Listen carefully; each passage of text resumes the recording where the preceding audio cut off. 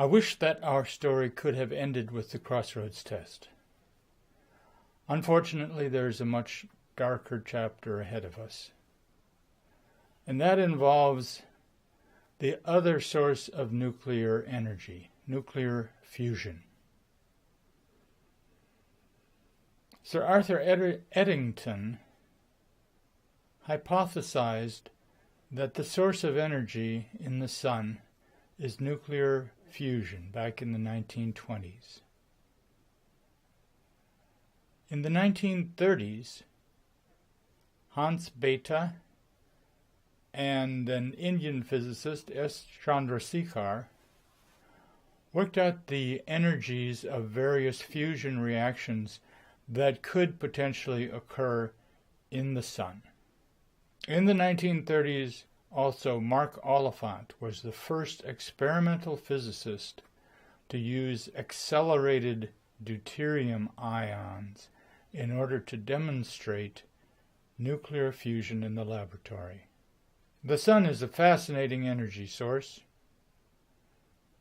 This diagram shows that the fusion energy generation occurs at the center of the sun. And then the light which we see coming from the sun today, in fact, was generated tens of thousands of years ago in the center of the sun, and it slowly worked its way up to the surface where it becomes visible to us. What we observe in the sun is gravity-driven nuclear fusion. It is the mass of the hydrogen itself which builds up a high enough pressure and a high enough temperature in the center of the sun that the energy barrier to fusion is overcome. Now, we've talked about fission, and in fission, the electrostatic repulsion between the halves of a large nucleus are what propel them apart. But in fusion, we have the opposite problem, because we have two small nuclei with the same charge, with positive charges. And when they come together, the electrostatic repulsion tries to keep them apart. They need to have enough energy to overcome that repulsion and get close enough together that it's possible to tunnel through the repulsive energy and get to the strong, attractive, short-range, nuclear strong force. The most stable nuclei in the universe are nickel-62 and iron-56. Everything else is unstable relative to those two. So, in the case of a very large nucleus like uranium, it will undergo fission so that the fission products are closer to those two, iron-56 and nickel-62. In the case of very small nuclei like hydrogen, they have to come together to form something bigger, and then the products come together to form something bigger still, moving toward nickel-62 and iron-56. Now, in the case of most fusion reactions, they don't get further than helium. Helium is an extraordinarily stable nucleus, and it's really hard to get heliums to combine to make anything bigger. Of course, they do combine in the sun. That's how we get carbon in the sun, which is one of the important constituents of one of the energy-generating mechanisms in heavier stars, not so much in the sun. The development of the nuclear fusion bomb in the United States was kind of chaotic. It started with the man I consider to be the best scientist in the Manhattan Project, Enrico Fermi. Fermi started out as an Italian scientist. During the years of fascism in Italy, he was doing quite well there. He was a professor at the University of Rome. He was personally acquainted with Mussolini, the fascist dictator of Italy.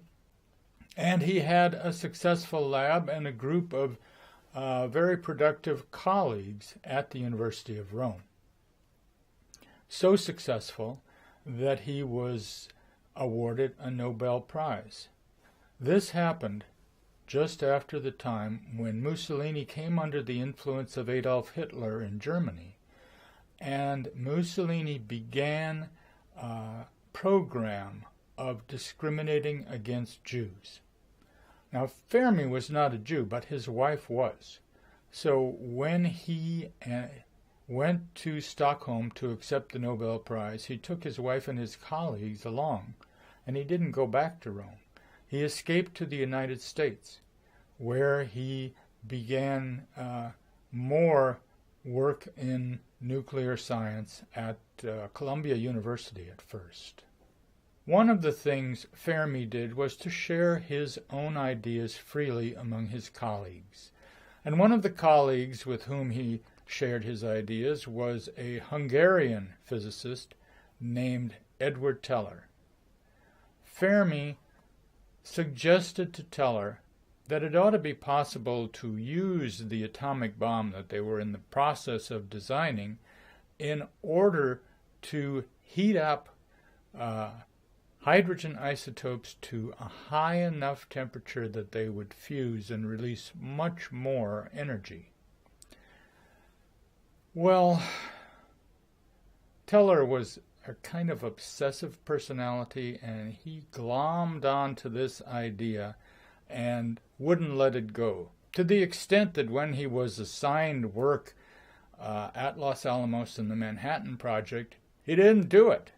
Instead, he did his own work on what he called the super bomb, which he was going to create after the atomic bomb was created. So this was before the atomic bomb existed. He was already working on the super bomb and taking some theoretical effort away from the actual work of the labs.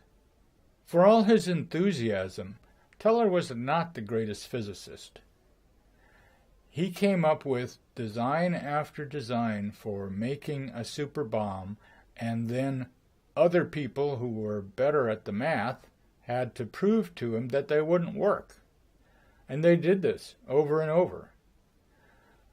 He didn't actually get a successful design until the work of 2 other people on the project was realized. The first of those people is a very improbable one. His name was Klaus Fuchs, and he was a Russian spy, big-time Russian spy. He gave the whole shebang away to the Russians.